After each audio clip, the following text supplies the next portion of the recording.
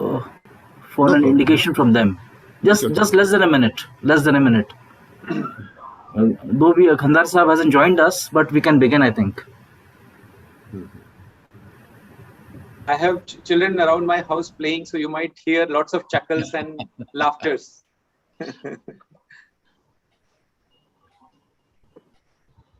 Yes, we have begun live streaming.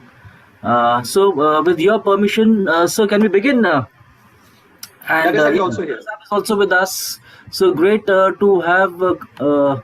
All our speakers are with us. That's fantastic. And yes, so good evening all, and it's fantastic to have you all join us for this. I'm pretty sure it's going to be a very exciting session on Russia-Ukraine war, military perspectives. And just to get the ball rolling, obviously we are, most of you I can see familiar faces who have joined us, but still I would like to very briefly introduce our center. This is the Indian Futures, and we started way back in 2016. The idea was to really get the best minds, the brightest minds in India from different parts of the world to really speak on contemporary issues that are very important, critical questions that are important and that need at least some probing by really top minds. And in fact, we have been extremely fortunate to have got people from the government, from media, from the industry, from the world of diplomacy, where I also come from, in terms of teaching diplomacy, and also especially the armed forces, civil services. So in fact, we have had someone like Ambassador Vijay Gokhale. Khandare Saab is with us, who has been in fact our mentor in many ways, and also our distinguished fellow. We have been doing many, in fact, programs earlier, obviously in the offline mode, but obviously in the online mode since pandemic times. And hopefully we all are looking forward to really resume offline programs. So thank you all for joining us. And what we are already, as I said, live streaming this entire program on our YouTube channel, The Indian Futures. So please do join Instagram, or you have Twitter, you have Facebook. We are all there to have updates on our programs which are forthcoming, and even our earlier programs. So today, as I said, this is a wonderful time, and I think it's a very timely conversation which we are having. And what we can see on Russia-Ukraine war, from whatever is coming out in the public domain, and obviously on the one of the missing links, in fact, is about the Russian military strategy, about the Ukrainian military strategy. So what in fact you are seeing as of now is that 2 weeks into the war, we are actually seeing a story of lots of surprises. It was seen a very easy walkover into Ukraine by the Russian army. Obviously, knowing the status of the Russian army, its capacities, and obviously its nuclear weapons, that it still holds the largest number of nuclear weapons in the world. So, what is really happening with the Russian military strategy, with the Russian military campaign? We should, this is what I think should be the center of our conversation. Also about Ukraine, and how is Ukraine really responding to the Russian military machine, to the Russian military might, and to what extent not just its military capabilities, but really the psyche of the leadership, psyche of the people, in terms of nationalism, in terms of defense of their own motherland. To what extent, in face of adversity, that is also impacting the Ukrainian military response. And I would request all our very distinguished panelists who have really joined us, and we are extremely fortunate to have each one of them with us. Are we in fact seeing, or can we really predict that we are heading, the Russia and the Russian forces and the Ukrainian military, are they heading towards a stalemate? because what we are seeing is that they are marching into different cities, but again, holding on to cities would be a very difficult exercise. And are we seeing, in fact, a repeat of history in that sense, what we saw in Afghanistan way back in the 80s and also post 2001? So I mean, lots sorts of. I mean, all these questions are really cropping up, and I think we really have. I mean, really, someone I personally looking forward to learn. I mean, about all these issues. So with this, I now request. I mean, my dear friend Mayank Singh, who is also special correspondent with the New Indian Express, and also vice president of, obviously, honorary of the Indian Futures, to really kickstart this conversation. So over to you, Mayank. Thank you so much. And the people might have had expected that barrage of missiles, precision-guided weapons and munitions to be used, or the kind of warfare and the tactics which is involved with advanced countries, advanced militaries like Russia, like America, or NATO, which was expected. But things shaped up differently. And the kind of war which is happening right now, people say that it is going to extend for another 15, 20 days or even more in a different shape. But aspects which are coming into the mind of the people and which should, of course, be answered and which will be answered by the kind of experts we have is like, what is conventional war? As people had been talking about, that war scenarios are changing. It might not be as much conventional as it had been. But then here you see war of attrition is back. Also lots of aspects like, is it hybrid war? The kind of visuals which are being, aired all around, specifically about Indian media. Is it West sourced, or is Russia able to streamline or stream out its vision or its the kind of perspectives which it wants to? I mean, lots of lessons are there. Also, apart from that, the kind of military might which Russia has, or the military industrial complex. If this war goes for another 15 days, is it going to shape up well? The kind of deals which have already started happening, is it for that? Does people in countries like Ukraine or in Afghanistan matter to the war waging machinery? These are very pertinent questions which might be answered by the kind of experts we have. These experts are especially here because they have fresh format of ideas, thinking, and they had been always exposed to the kind of international system, dynamics, diplomacy which happens, because we have got Commodore AJ Singh sir, who was military advisor, who was naval advisor at London embassy. General Asthana, who had been part of UN since quite long. And here we have a prominent figure amongst military minds, General Khandare. So the format we have chosen is actually, it will be 10 to 12 minutes for each speaker. After that, we'll be taking questions. And what we are going to do is to begin with the Maj Gen Asthana, who happens to be part of one of the oldest think tank of India, United Services Institution. He's not only the chief instructor there, he takes classes of the emerging minds of the military. Also, he has been an erudite speaker on lots of channels, national and international both. And you'll find almost every fortnightly his articles coming up in various international magazines, newspapers, getting interviewed. General Asthana, sir, over to you, because the kind of nuts and bolts which come with these two warfares, people said it might turn up into World War. It may shape up into new Cold War. What do you see, sir? Throw some light for our listeners, sir. Okay, thank you very much. And great pleasure to be on the forum of India Future. It's always a passion to be speaking to younger generation and to the generation who we always expect will produce a better India than what my generation has given it to the country. Coming to the topic, when Cold War 1.0 in 1991 was being told as if that Cold War 1.0 is over with the disintegration of USSR, but the big power contestation between Russia and NATO kept it alive. And when China came up as a big power with a lot of aggressive designs, everyone thought that it is now Cold Point 2.0 between China and USA. But when President Biden took over and seeing the scenario now, that Cold War 1.0 never died, and we find a great shift from Cold War 2.0 to Cold War 1.0, whereas 1.0 has become much more, shall I say, destructive and important. And this is the situation which we see today.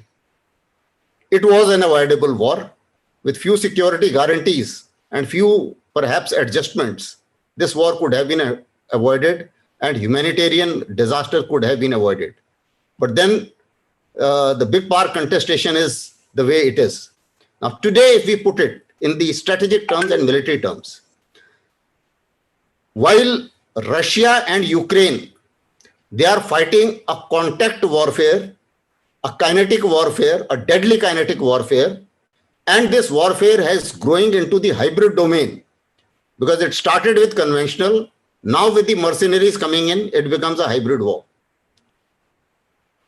But at the same time, the bigger war is between Russia and NATO, which is in non-contact warfare domain, being executed by information war, by economic war, by diplomatic war, by political war. So there are different instruments of warfare which are being used. And what is more devastating is that NATO is using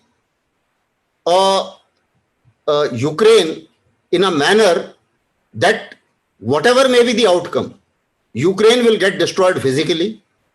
Russia, they intend, should get destroyed financially.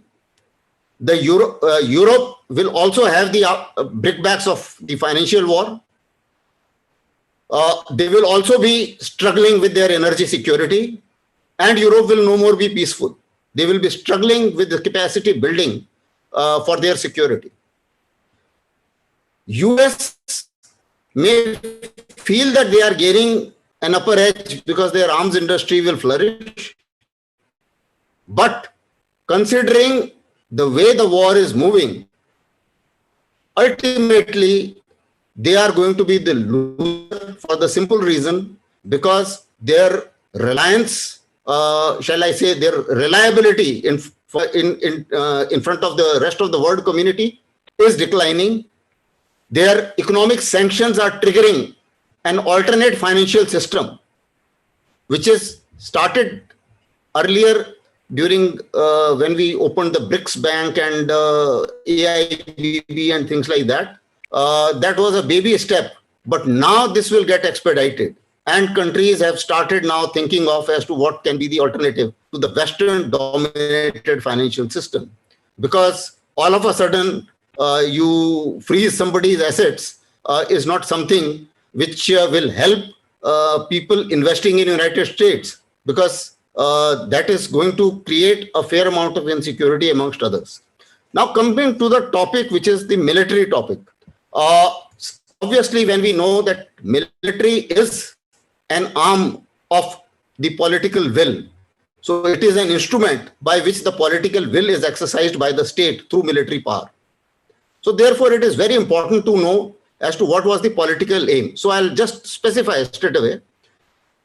Russians, when they entered, their political aim was a regime change, because Zelensky's regime, they thought, is the puppet regime of West, more specifically of United States, which was giving way to, in their context, an open invitation to US in a manner that there were training camps, there were military trainers of United States, there were biological labs as they allege, and they were also saying that perhaps they were also enriching the nuclear arsenal as well, although that is yet to be uncovered.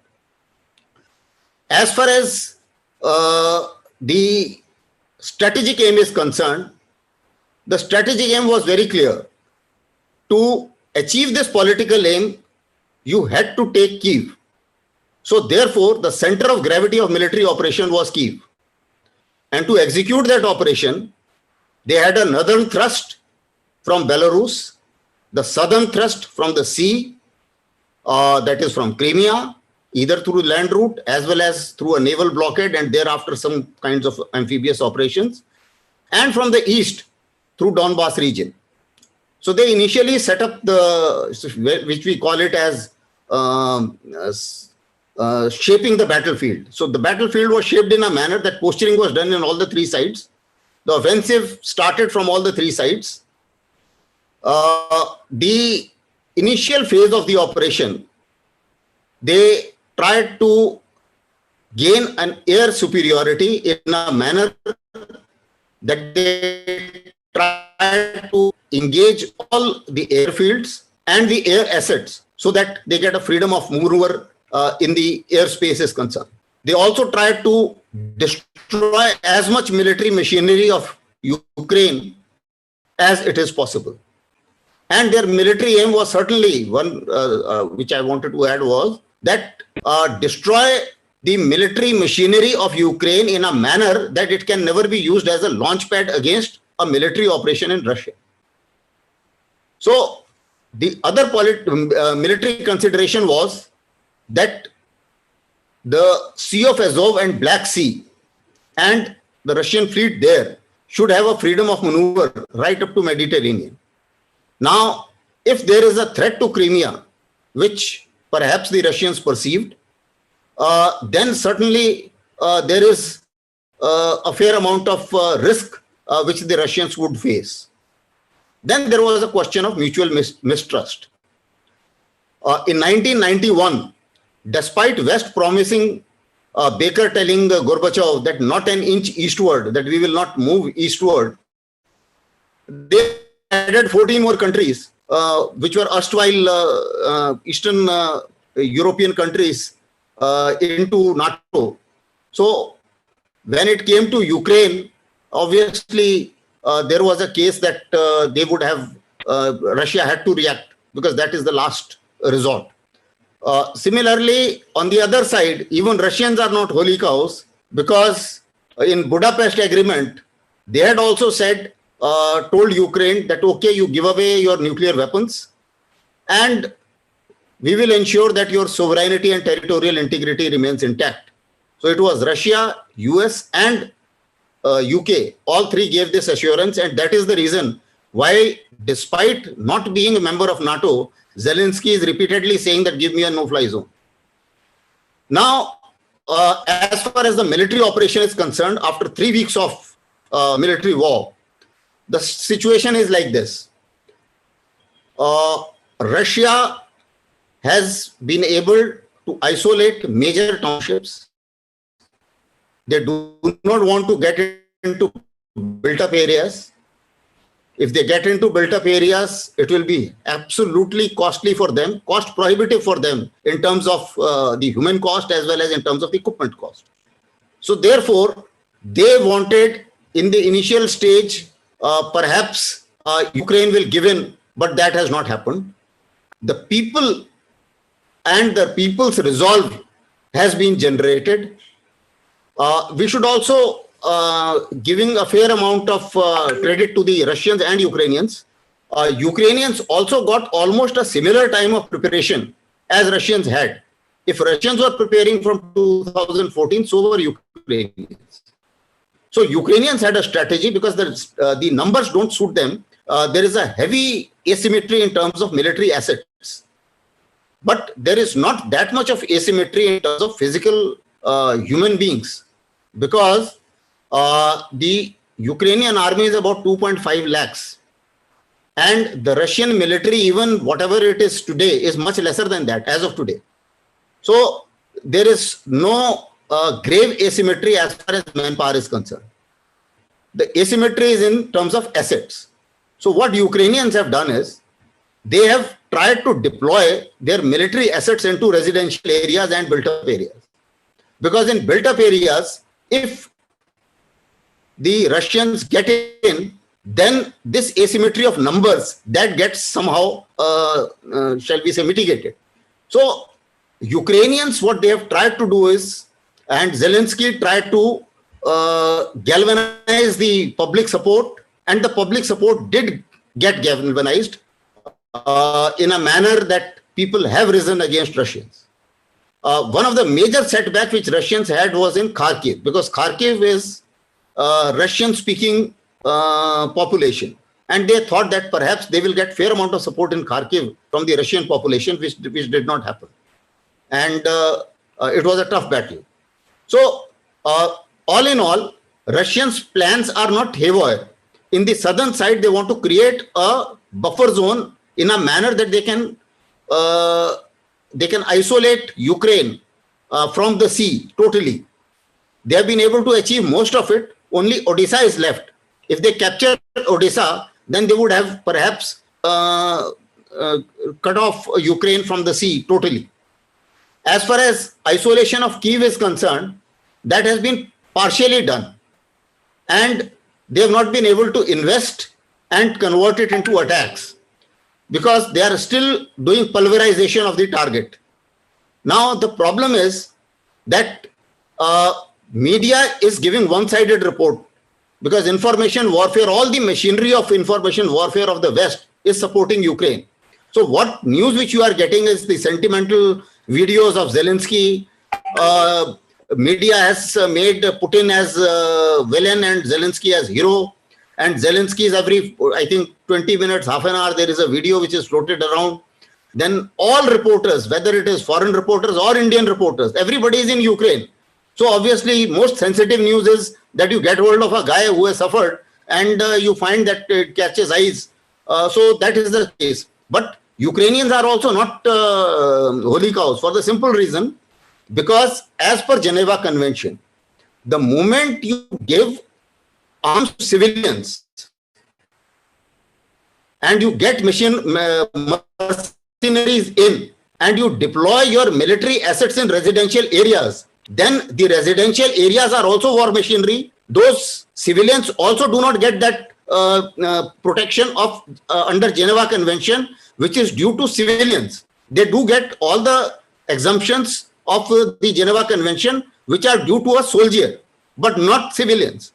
So after that, their game plan is, and their strategy is, that you get into the residential areas, strike them from the residential areas, and when strike, then you start crying that, okay, you cry foul and you say that, okay, I am being hit and my residential areas are being hit, and then you prop up videos of the guys who are suffering. Now that is what is going against Russians, and Russians are losing to some extent in information warfare domain, although they've got a very strong upper edge as far as the military assets are concerned. Because military assets wise, I mean, 4,000 aircraft versus 400 aircraft, it doesn't make much of a difference. Now, one more point I want to highlight further is that the information which is being fed with this information warfare, what is being tried out by the West is that they're using Zelensky as proxy. Zelensky is using civilians as proxy. So in this war, basically, it's a proxy war. West is looking at trying to create another Afghanistan situation for Russia, and apparently Zelensky is also now realizing that he is being played out. There are two things which I must highlight. I was in an international, I was chairing an international session in which all speakers were there from all these countries affected. Now, I asked a NATO guy to tell me as to if in 2008, if they have applied, why haven't you given them the membership till date? Now, his answer is very clear. The situation to admit anybody to NATO is that his border should be peaceful, the country should be peaceful, and he should not be involved in insurgency. They have been involved in Donbass, so they were never qualified for NATO, and they are not qualified today, so they cannot be included in NATO. And then I asked the Ukrainian speaker as to then why is your president repeatedly saying that I want to get into NATO. I want to get into NATO. Now this guy says, we have conducted a survey, and survey said that we should get into NATO. Then I went back again to the NATO guy, that does this survey qualify them to become part of NATO? He said no. So the question is, Zelensky knows that he cannot be included into NATO. Zelensky knows that West wants him to be neutral and a buffer. West does not want to join land border with NATO. Russia doesn't want to join land border with NATO. So therefore, the geographical location of Ukraine is such that he has actually no choice but to be neutral, and that suits everybody. But unfortunately, he has been propped up in a heroic figure. With all these heroics, he has taken a position which he has taken, which we all know. And now for him to come down from that position is becoming difficult. And now the second part is, I asked this question regarding no-fly zone. Now, President Biden, at least 10 days back, he has told in no uncertain terms that we don't want a third world war. We will not fight on Ukrainian soil. Despite that, till today, he has been speaking to US Congress that no, please give me a no-fly zone. Now that no-fly zone cannot be given to him because that involves joining air warfare with Russia. So the question is, he will also very soon realize, and perhaps both are realizing, both are putting a brave front, but both are realizing that if it continues like this, Ukraine will get destroyed physically, Russia will get destroyed financially, Europe will get destroyed, the peace of Europe will vanish, their energy security will get destroyed, US reputation will get destroyed, and the only beneficiary is China, which is watching from a distance. And therefore, when it comes to fighting Cold War 2.0, US will not have a stomach to fight Cold War 2.0. Now, that is the situation in which we are in. I will stop here so that other panelists can also add on. And will anything else, we will take it on in the question answer session. Certainly, sir. Lots of stimulating points actually, and you are ending by saying that there are lots of aspects which are going to happen, how things are going to change for whether Russia, Ukraine, Europe, entire world, Cold War II. It's very bringing in Commodore Anil Jai Singh, sir. Sir, you have also been parts of lots of such discussions, and the sentiments, the subtleties, the nuances of the kind of things which are happening. But before you come in, sir, how do you feel for the people, the way the things are changing, the way the dynamics in the Europe is changing, the way when the war was about to start, how Germany had taken a different stance or had a difference of opinion, France was having a difference of opinion. Then when the war starts, how things have changed for India, how things are going to shape up, the lessons drawn for it. Is it reshaping of the world, bipolar, multipolar, or small organizations which will be area specific? They might get together in certain areas like South China Sea Quad, but they won't get together in other areas. It's a very interesting milieu, sir. Throw some light, sir, and clarify the aspects around from the military perspective. You have a very unique perspective on things, and sir had been a submariner, deep diver. He was a part of the planning and perspective as deputy assistant chief, and he was military and defense advisor at London embassy, sir. And he was also part of that military industrial complex in general, if we can say, policy making of ASSOCHAM. He was part of lots of studies, so he'll bring in with a fresh, with a very enriching perspective for all of us, sir. Thank you, Mayank, for the very kind introduction.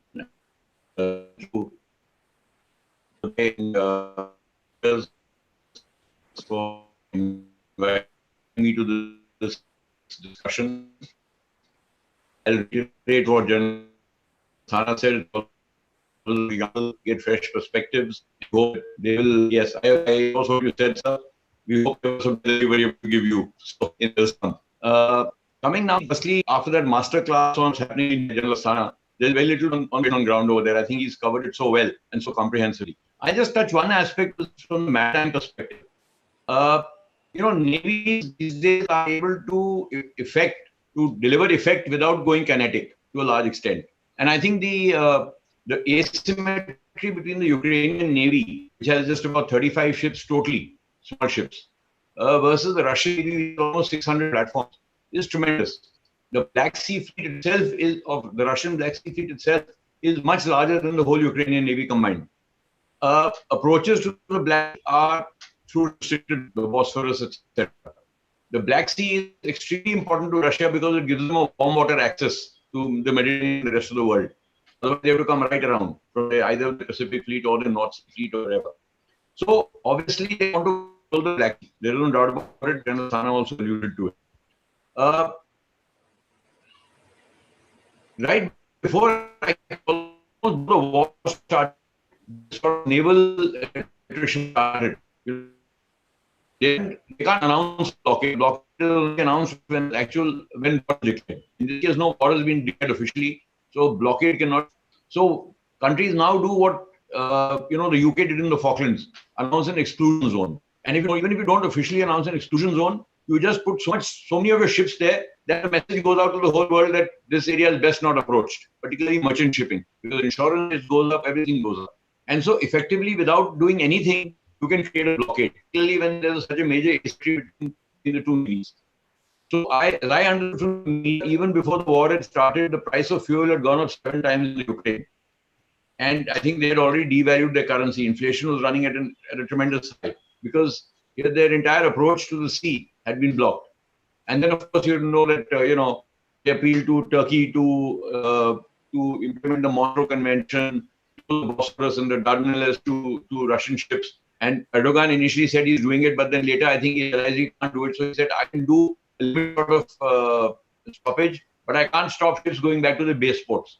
Now, which means that all the Russian ships which are in the Black Sea fleet could go back to the Black Sea and operate with impunity in the Black Sea. So I think from that perspective, and of course, we heard of small little issues happening, the island being taken over and those 13 people sort of resisting the Russian flagship. And we heard of amphibious landing happening on one of these small towns, Mariupol being taken over. All this was happening, but effectively no naval battle happened. And one of the surprising things was that this Neptune missile, which Ukraine was supposed to have had, land-based missile to target ships, but it did not fire a single missile against the Russians when so much was happening. Not a single missile was fired, at least in the beginning of the war. They said perhaps it's just been acquired by them in 2020, so maybe it's not fully operationalized yet. So there was a lot of speculation, but nobody really knows what the actual facts were. Frankly, I don't know on the maritime thing. It was all speculation that was happening. But bottom line is that the Navy, there is no naval battle really happening there because Ukraine doesn't have a Navy to fight a battle. So practically the Black Sea is under Russian control to a large extent. All the ports may not be, Odessa per se may not be, but the Black Sea is basically in Russian control. So as far as the economic squeezing of Ukraine is concerned, that has already begun. Russia can squeeze Ukraine economically very effectively, either for things to come out of Ukraine or to go into Ukraine. That's one part of it. Now, I won't get into the battle or the geopolitics of that as far as that part of the world is concerned, or whether Putin is wrong or right. I have a view on Putin. I was in the Soviet Union. I've seen the Soviet Union in 3 phases. I was there in 82, 83, when the Reagan-Brezhnev standoff was at its most intense. There was, a nuclear Armageddon was just waiting to happen. Then I was there in 85, 86, when Gorbachev took over. I was there when the day he took over, we were there. And then he introduced perestroika and glasnost. And slowly started easing the restrictions on people and started engaging with the West, etc., etc. And he was welcomed. A lot of the hardcore Russians said he's a CIA agent because he started doing that. In Russia, they used to say. And then I went back there again in 88, 89, and we saw the change that had happened. The country was heading rapidly south. That edifice that had been created, the Soviet edifice, was crumbling and crumbling very rapidly. Now, to a person like Putin, who was a hardcore KGB apparatchik, what they call him, a hardcore KGB guy, in the early 80s, when Soviet Union was at its most powerful, nobody could touch the KGB. If you were KGB, you were God. Now, for that man to accept, and his father was also KGB, don't forget that. So he grew up in that environment of being, next to God in his own country.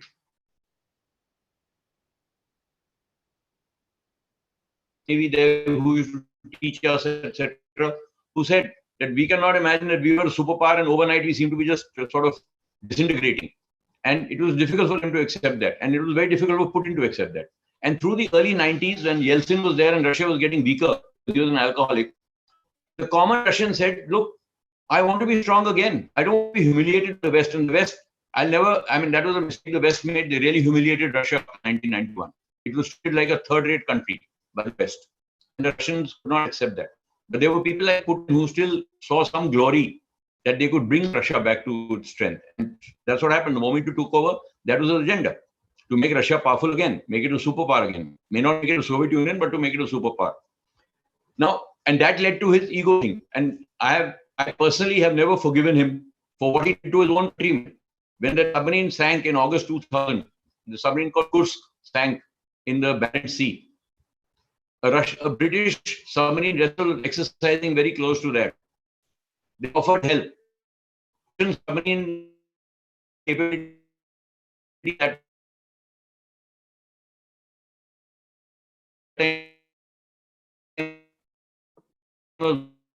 Sir, your voice is breaking, sir.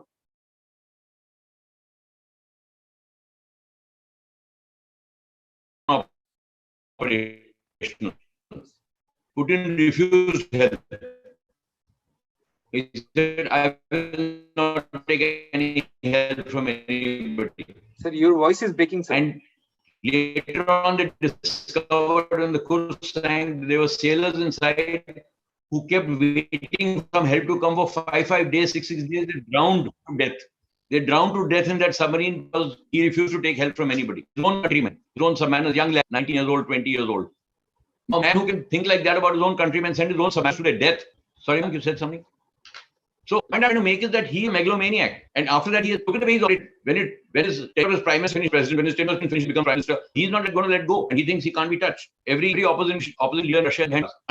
And what's driving him? This is one way to happen. Why are the civilians being targeted? I know what said that civilians have arms, he's but children aren't, children hospitals aren't, things like that aren't. So this kind of warfare which is now waged is not about regime change. It's gone beyond that. Now he reached that point where he can show you, I'll teach you guys a lesson. And blaming it on Zelensky, I don't agree with it. The West, who fired the first shot? There were ways of resolving this issue. I understand. Russia doesn't want his sphere of influence disturbed by somebody else. We would not like it if China were to come and take over Nepal tomorrow, or keep making overtures to Nepal or Bangladesh. We'll give you everything. You come to our fold. We would also not like it. But would we go and carry out this kind of a battle in that country and take it over possibly? I think we would. So that is one part of it. Now, coming to how does this affect India now? That is going to be a very serious issue. And the Prime Minister chaired a cabinet committee on security meeting. We are very dependent on Russian equipment. Will things come back to normal after this whole thing is over? How will the West look at it? The West has been very understanding about India's position because it understands our relationship with Russia. It's fully understood our abstaining from the vote, which was the best decision we could have taken. There was no, actually, we didn't have a choice. So how can it? The West has accepted it. Whether we continue to accept it, we are dependent to a large Russian equipment. Legacy equipment as well as current equipment. Now, for example, when the S-400 system gets operationalized, we will be dependent on Russia for the next 30 or 40 years for supporting that system. So we cannot break away from the Russian fold altogether. We will suffer as a result. And I think, so, it's very easy to say we'll diversify our import base. We will diversify. We have diversified to a large extent. We bought 20 billion worth of US equipment also. But there are some critical capabilities which Russia has given us, and we can't do away with them. They gave us a nuclear submarine. Nobody else in the world has ever given anybody else a nuclear submarine. We've got twice Russia has given it to us, and probably get another one now in 2025, depending on how this whole situation pans out. So we are going to have to take some very hard decisions on how we are going to go about it. I know Prime Minister has driven this whole thing about indigenization. Military indigenization doesn't happen overnight. If we haven't been able to do the kind of indigenization we wanted in 70 years, it's not going to happen in the next 3 years. The kind of things that we need to indigenize could take 5 years, 10 years, 15 years. We will have to find ways and means of addressing our combat capability in that time. We cannot compromise our combat capability either. We've got two neighbors sniping at our heels all the time. So we've got to remain militarily ready. We have to build up our indigenous capability. We have to diversify our import base. So it's quite a challenge we're facing now for the next few years, as it appears to me. Then our smaller neighbors are watching. They will see how we react. That's another important aspect. Because if we are the sort of preeminent power in the region, everyone looks at us, and smaller neighbors look at us to see how are we reacting to these kind of developments unfolding all over the world, the geopolitical situation that's changing. What is India's stand? How does India view it? China must be watching very closely to see what India's reaction is. They're watching very closely to see what the US reaction is. Can US be trusted? That's another question now. I mean, Zelensky probably became so bold because he thought the US is just waiting to help him. And now he's feeling let down. So all the promises that the US makes to its allies in the Indo-Pacific and its partners in the Indo-Pacific, will it deliver on them? Tomorrow it could happen. I mean, very hypothetically, tomorrow, let's say India and China go to war. America will say, well, it's not military. Why should I in to help India out? Why should I get into this conflict? He's not obliged to help us. So these issues need to be now sort of understood and addressed. And I think we need to stick to not building up our hard power. Ultimately, all this strategic autonomy and all is only useful if you have hard power. Otherwise, you're going to be shaped by the outcome. You're not going to be able to shape the outcome in the region. That is for sure.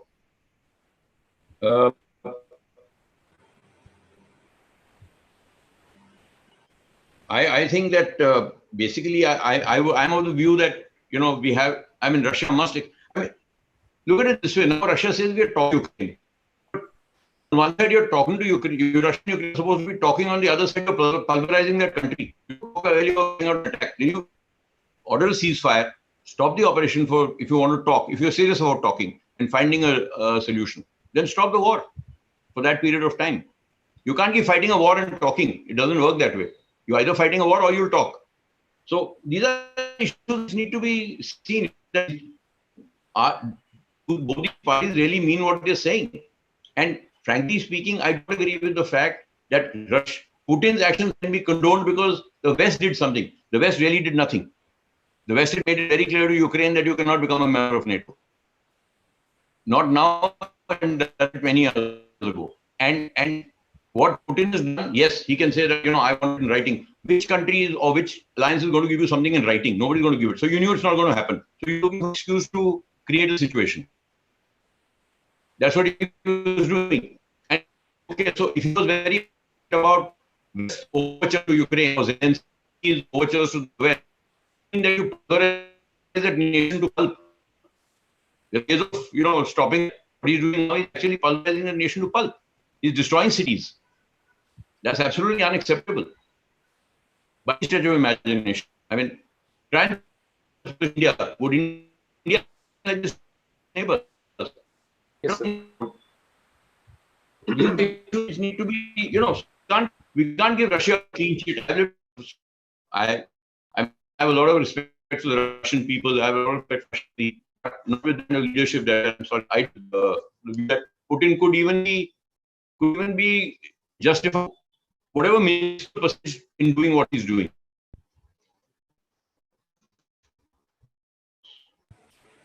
So I think we have to, I don't know. I said what I had to say, perhaps more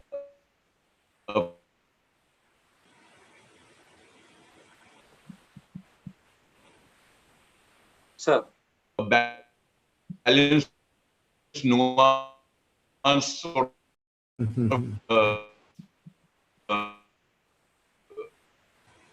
opinion. Probably,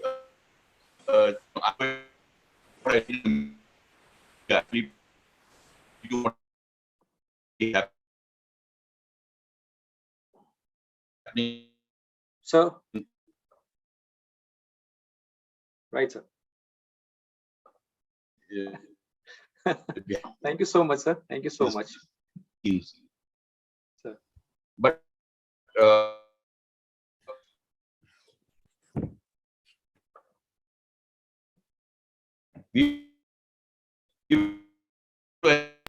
I think continue walking the diplomatic tightrope for some more time.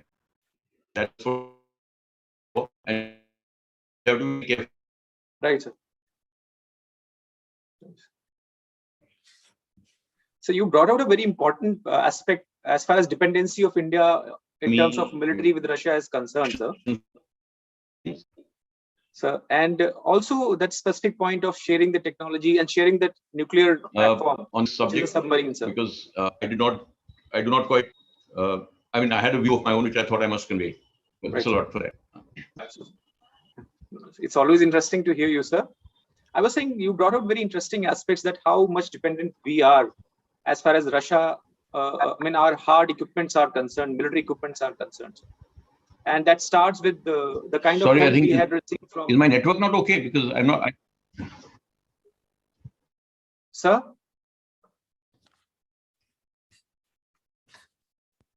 In fact, Russia also played a very significant role in our advanced technology vehicle, which is Indian version of the submarine.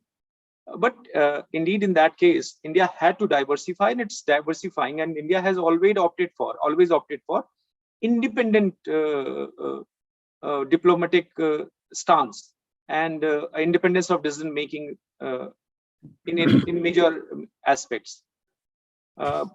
Seeing the war the way it has been shaping up, you talked about visuals. General Asthana also talked about visuals. I think it is also part of that. Non-state actors, the way they are being talked about.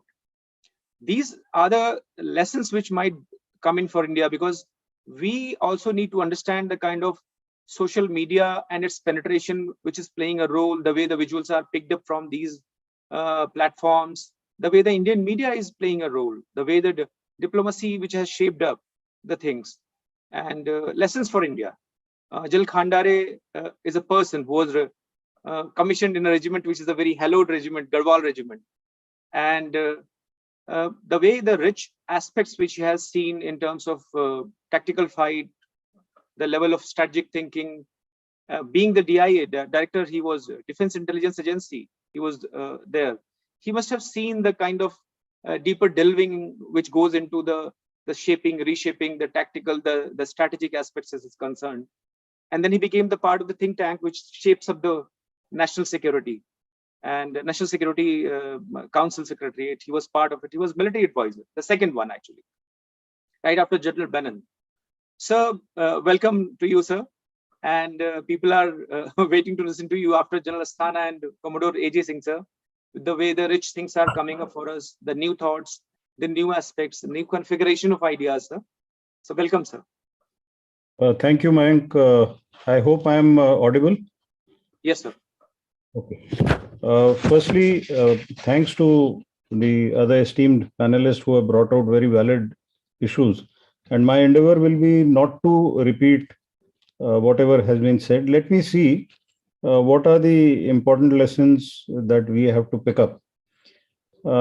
First of all is the conflict prevention.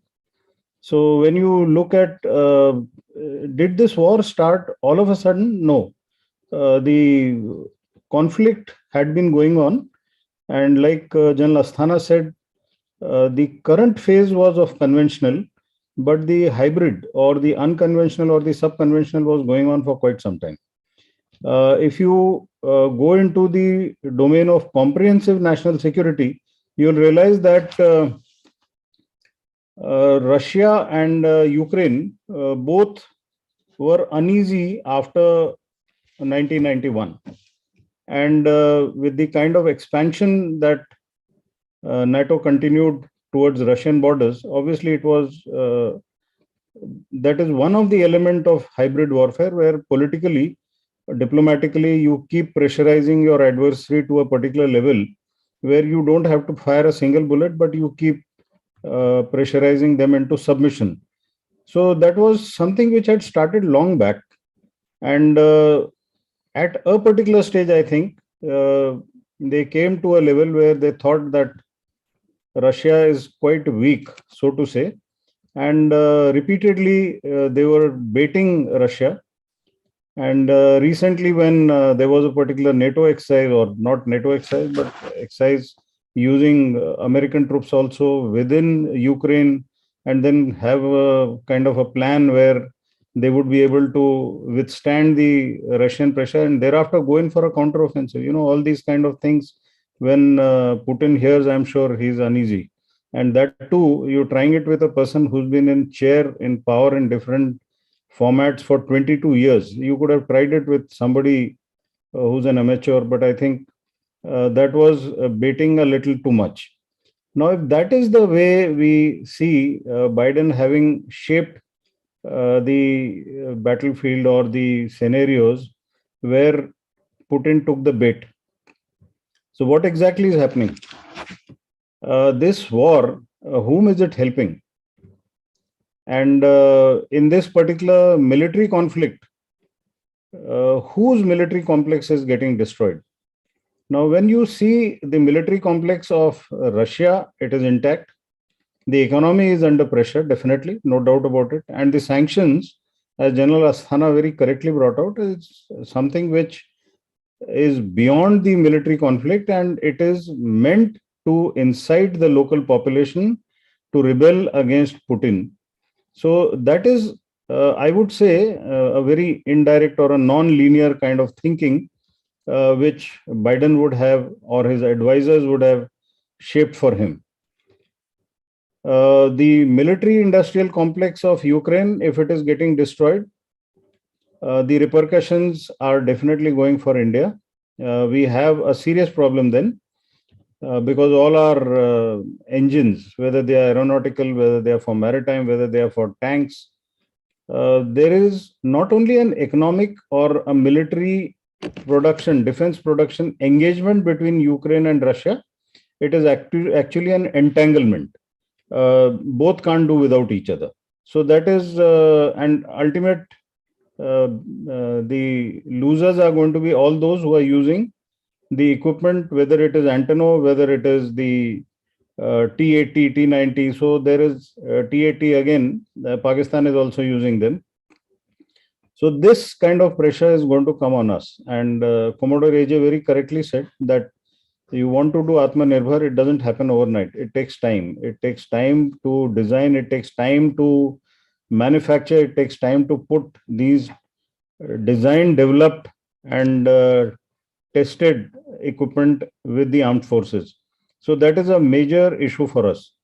What are the tactical lessons? If I were to look at tactical lessons, even Azerbaijan, Armenia brought out one very valid issue, and here also it's come out as the air defense. If you don't have a good air defense, you are asking for trouble. The buying a few pieces of air defense actually doesn't solve the problem. You've got to have an entire ecosystem of air defense, whether it is in the military deployment areas or whether it is in the civil areas also. So much of destruction which has been shown, whether real or otherwise, can only be avoided if you have whole of nation approach for air defense. If you're going to only look at segmented air defense, that is the civil separately and military separately, it doesn't work like that. So I think that is one major issue that one gets to know. The shaping of the battlefield, which General Asthana had beautifully explained, and Commodore AJ also gave out. This is where you see if Crimea was taken nearly a decade, I would say nearly a decade ago, and then they realized that without a land connectivity, it's not going to work. And that is when you find the kind of hybrid warfare, the kind of sub-conventional operations which go into the eastern part of Ukraine to ensure that certain areas are liberated or certain areas are recognized as independent countries which remain under the wings of Russia, and then there is a connectivity which goes to Crimea over the land route. So the mind is very clear, you can see it. The same thing had happened in Georgia also, when Russians had gone in there, and then subsequently they demanded that certain portions would be independent, and they did not want troublesome boundaries to be resting along with theirs. So lessons again here, at times we will have to plan certain military operations in a manner that those trouble spots which continue to erupt all over the place can be removed, or rather should be removed. Now, the point here is somebody will say, but how do you do that? What Putin has done is right or wrong? Definitely, it's not right. But when you have the world order changing, then obviously world order doesn't change by sitting into conference rooms. World orders change only when some major conflicts take place, whether in the kinetic or in the non-kinetic domain. This particular conflict is uh, throwing up issues of cyber warfare. It is bringing up issues of satellite communication not being made available. Now, when you are looking at cyber and the satellite communication, it brings out very clearly what Russians had included in their military reforms as the electromagnetic spectrum warfare. They have tested it this time, and they have tested it live. And what is important is exactly the same thing has been included by the Chinese in their military reforms. China is watching this very carefully. The reason is the Chinese borrowed a large number of reforms, including the organization and the doctrines from the Russians. So they're watching what are the gaps, what are the places where there could be a failure. So if there is something which we see is not happening right, you take it from me, the Chinese would correct it and incorporate them in the reforms. So, like I told you, the air campaign did not obviously go the way we have been used to seeing, whether it was the Iraq war or whether it was the Yugoslav campaign in Europe, the only kinetic campaign after World War II in Europe, so to say, which essentially means Chinese will have to look, and they will look at it, and we will have to ensure that our air defense is different from what we have, and our air defense, and here comes a major issue, qualitative and quantitative difference has to be brought in. Now, coming to the manpower and the kind of human resource utilization that we see, Russians have utilized not as much force level as we had anticipated them to do. Although, prior to launching of these operations, one must take note of Putin's visit and interaction with Xi Jinping under the garb of trying to go and be there for the Winter Olympics inauguration. But I think on the sidelines, there was a very clear understanding that, look, something is going to be done. And they wanted the nod from Xi Jinping, and force level from there was also reduced. And they started with about 1.3 and then went to about 1.9 million, the kind of force level that has been used. But that is not the way Russians are known to be. Russians are known to use tremendous amount of firepower, tremendous amount of air power, tremendous amount of destruction, and the kind of swarming of these cities that they are used to. That's what actually we thought would happen. But that brings another lesson. You shouldn't be looking at every country from the past campaigns. You know, there is a different way to fight a war under different conditions. So while they continue to be under the garb of avoiding a conflict, but when it came to engaging in conflict, they did what they felt was right. And to a large extent, I am seeing there is some sense or there is some method in the madness. If there has been limited, while people may say there is a huge destruction, but compare it with the way Russians believe in destroying everything before they walk in. The same is with the NATO also, the same is with the Americans also. For I think Iraq campaign, there was 40 days of air campaign, and for Yugoslavia it was about 70 days of air campaign. Here you are just in the 20th day or so of the war, and we are already trying to be umpires to this conflict. So what is emerging is that every conflict will have its own dynamics, and every conflict will have to be shaped as per what is the ultimate goal. I think Putin is wanting to see post-conflict termination. What does he want to do with this? If he's looking at dividing this country into two, and keeping the eastern portion with himself, and thereafter looking at having a connectivity with Black Sea over the land route, and ensuring that the troublesome portion of West goes away. So that obviously means the shaping of the conflict has been done, keeping in view what would be the ultimate map post this conflict. I think that we should be granting to these people. It's not simple child's play that they would have done it. Now, before I stop, I want to just bring out one important point. Uh, are conflicts short? I think in the Indian and Pakistani context, we always try to say that it will be a sharp, intense conflict. We should be very clear that there should be no fixated ideas, that there will be no conventional conflict, that every conflict will be short. We better get used to the idea that it is the whole of nation approach. If the conflict stops short, it is fine. Otherwise, the whole nation will have to get involved. And that is where your industrial complex and the human resource capital will have to be shaped. Those who take decisions will also have to be groomed in a manner that they suddenly don't get into a paralysis of decision making, and then the decisions could go wrong.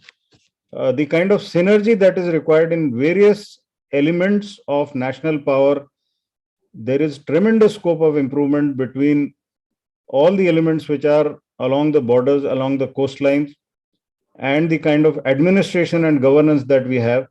I'm not restricting myself only to military issues. I'm going to the whole of nation effort that comes in when there is a conflict. In any case, no army fights another army. It is one nation which fights another nation. That is also one of the impressions that one should have. Information warfare, I agree fully with General Asthana that the West has an upper hand.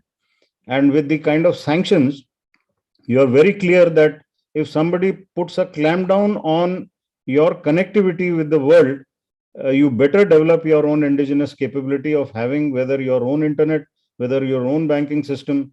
The robustness of technology along with governance will ensure that your logistic stamina continues beyond what is considered as a culminating point. I have tried to keep my terminology very simple, but I think some of it must have complicated minds of some young listeners. But I am free to clarify even at a later time frame individually. Thank you so much. Lucid and clear, sir. The entire discussion, I think, had been of the kind of vocabulary which has been used might have been quite easy for most of the people, because the words, terminologies, and the technical terms which often military persons use have not been generally been avoided here. So it's been good talks and good listening, sir. There are certain aspects I think we need to throw light about. Although General Asthana also talked about China, he touched on it, but reshaping of the world, the way it is taking place, is it getting? And General Asthana was of the view that it is the Cold War never actually died. General Khandare, how the way the things are changing? Is it Asia versus the rest, or Europe is also going to dwindle in forms? I mean, America, even after being one of the foremost military power, is losing its influence. So reshaping is happening. China, Russia, India, China, Russia, Pakistan. It's an interesting world. Can you briefly, for our students or for listeners, touch on that aspect briefly? Mayank, I'll tell you, when we are observing this, we should not be so naive and innocent to see everything in a binary manner that this is successful and this is unsuccessful. Who's interested in prolonging the war? Is it United States of America? And who benefits out of a prolonged war? Is it China? Who gets impacted adversely most? The entire world, and definitely India. Now, what happens to Europe? Because of the kind of stress, because of the global price rise of oil, there is a kind of pressure which is there in European Union also. So there is a lot of splintering, at least below the subterranean level, I would say. So new relations will have to be formed, and then this is the time to even test. If Saudi Arabia and UAE don't seem to be falling in line for economic reasons, this is also a reality that when it comes to making a quick buck, everyone is not going to be an obedient child in the class, and you can't have one headmaster who makes everyone fall in line. In any case, what was post Cold War? It was the West. And what is the West? West is not only NATO. West is all UK, USA allies in whichever part of the world they may be. And those who are not having common interest or common narratives with the West are supposed to be the bad boys. So that somehow, when you look at 195 countries in the world, to be dictated by, say, G7 or by, say, a handful or maybe a couple of dozen of these countries which align with West, then obviously they look for another alternative, and then they go and fall into the lap of China. And every time this policy of sanctions, which is implemented by United States of America, we've been telling them that, look, you are actually polarizing people and making them fall into the lap of China. And then I come to a conclusion that this is exactly what United States of America wants. So if there is conflict, there is turbulence, there is turmoil, then there is power. If there is peace and prosperity, then when there is peace and prosperity in Europe, people don't even spend 2% of their GDP for defense. So now this is a wake-up call in Europe, to NATO, that you better spend, and when you spend, you better buy from people like Lockheed Martin or people who are sitting in the military-industrial complex across the oceans. And if this is how it is going to shape up, who is genuinely interested in the European security architecture? You may be asking for any kind of an arrangement where you want a signature on a piece of paper, which Commodore Ajay Singh is very correct. Be a realist. Who is going to ever give you something on a paper? Even if you give it, you think they are going to abide by it? No chance. So, and you look at the various agreements which India has had with China or India has had with Pakistan, not a single one will ever be abided by. So let's get pragmatic. There is nothing ethical or unethical or non-ethical in such cases. When it comes to statecraft, when it comes to forming of the new world order, this is a very interesting time, and this is where China comes into play. They are seeing the kind of energy being spent without even doing anything. And while they watch on the sidelines, the economic and the technological differential between China and United States or the West is minimizing. Everything is there to see. Now, people say that why is United States not putting boots on ground? They will never put boots on ground. They will make others fight. They tried to do that with us in Doklam when they wanted us to fight China. They did with us in Eastern Ladakh. The day they get into war, their entire technology will be revealed to China, which is what the United States doesn't want. So as long as they can continue to do conflict avoidance but make others fight, I think this is the kind of scenario we are going to see for the next couple of years.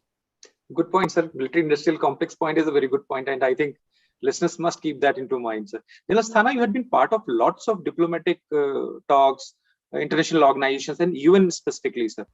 Where do you think these international organizations have gone to, and specifically UN, sir? What's the status of these organizations now, and how will they shape in this new milieu?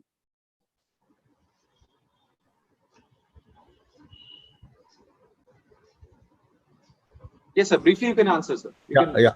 Right, sir. UN is a strong organization against weak countries and an absolutely powerless and weak organization against a strong country. Now, that is, in one line, I can define UN.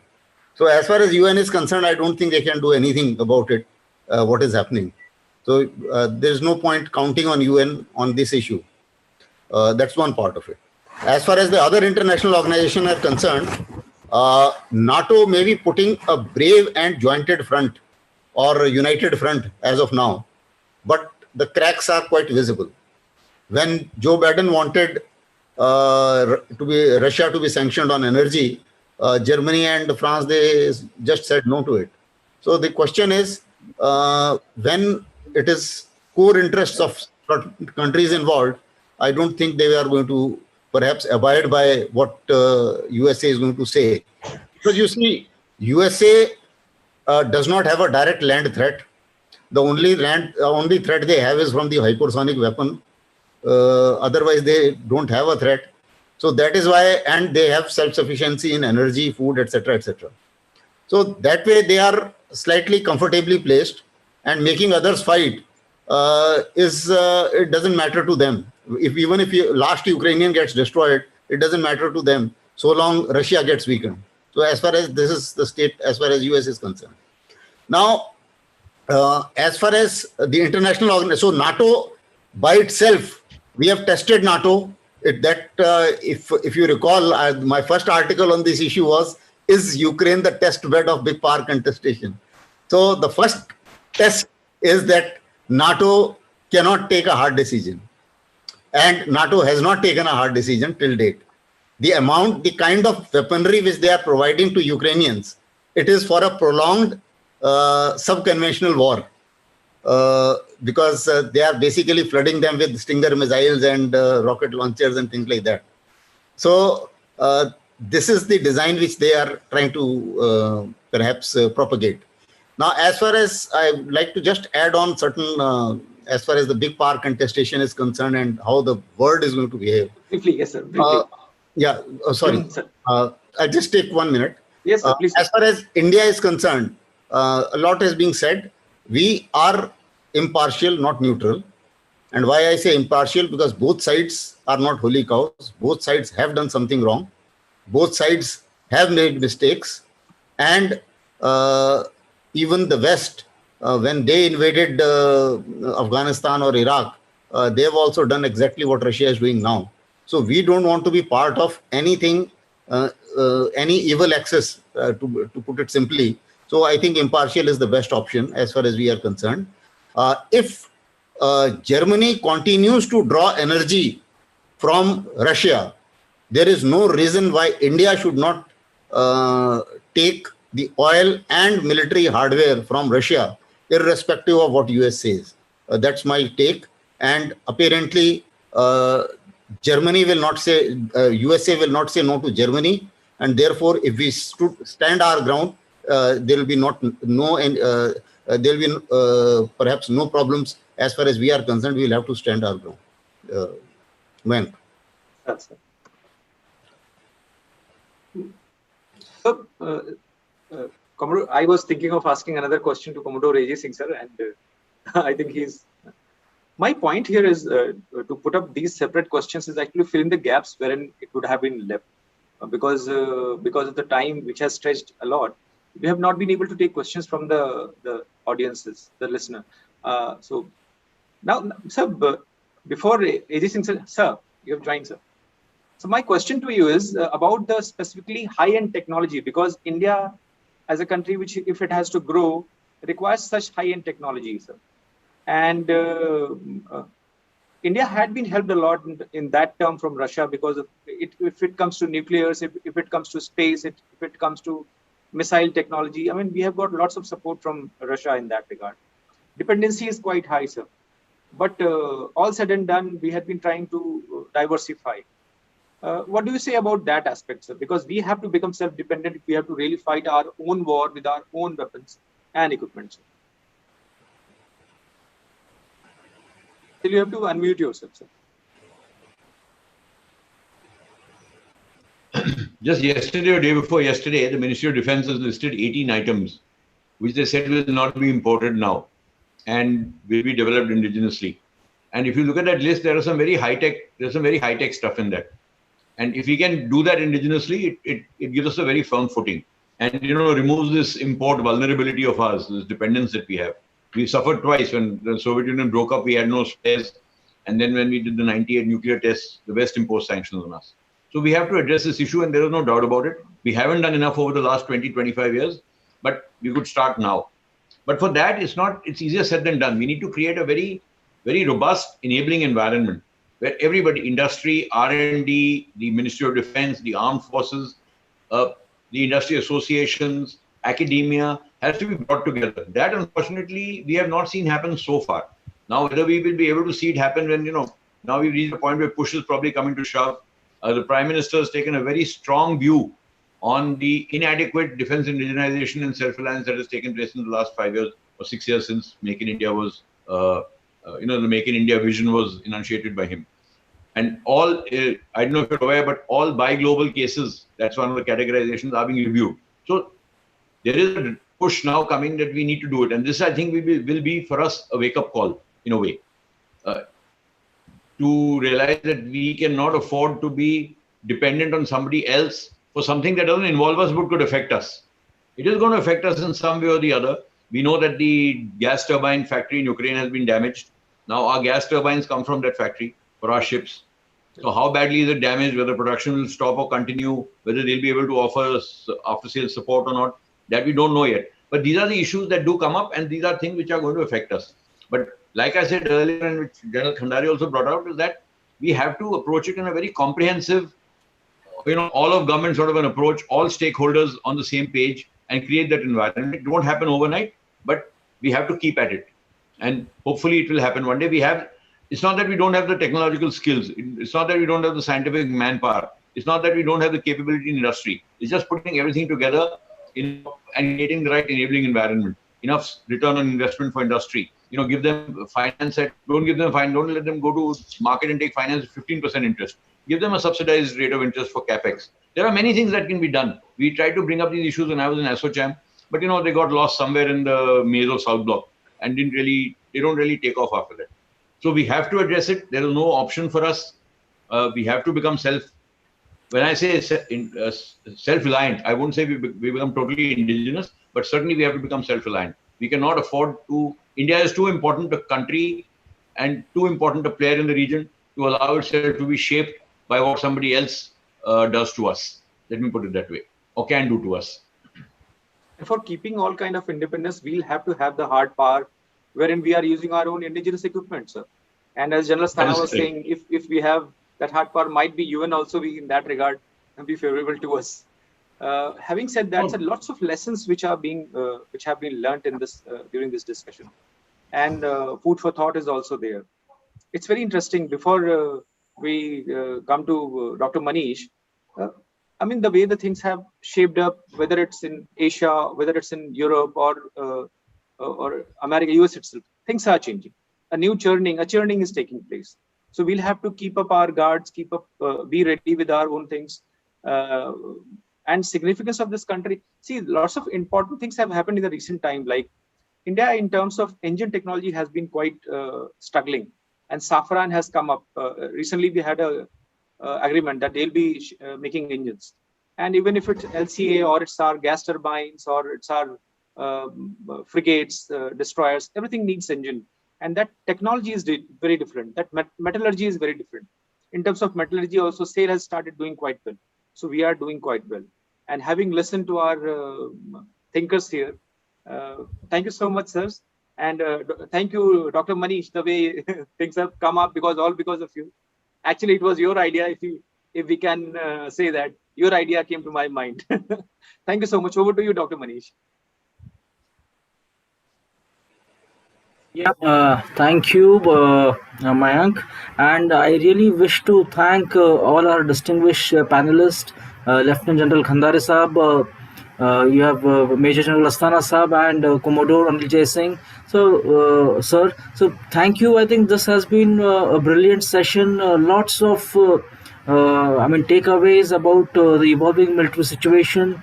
What does it mean? And I think the most important part of the discussions were obviously what are the lessons for Indian military and Indian military planning. So I think these are very important. Let's also not forget, when you're talking about geopolitics, when you're talking about great power politics, it also, especially on the Ukraine question, on the Russia-Ukraine evolving military situation, it is really about what is happening in the military sphere. Who is able to dominate whom? Who is winning the game? Is it? And again, all of you also talked about perception, information war. So, to what extent is that now a very critical component in really deciding, or in a way also talking about the progress of the war itself, the direction of the war, the trajectory of the war. So I think these are some very brilliant points which have really come out and I can just go on and on. I hope, I am extremely, I'm feeling bad that we do have. In fact, I also have got questions on my cell. And also from speakers, we still have many hands raised. But because of paucity of time, and we had said that in fact we were actually a bit late. So thank you all again, and I really also wish to thank all the participants who have joined here on Zoom, but also many who are also are watching our live stream on. Our YouTube channel. So it's great to have you all with us, and thank you, Mayank, for shepherding this wonderful conversation. And really, and I have personally enriched from this conversation with these stalwarts. So thank you very much again. Good night, and looking forward to see you again very soon. Thank you. Thank you, sir. Thank you.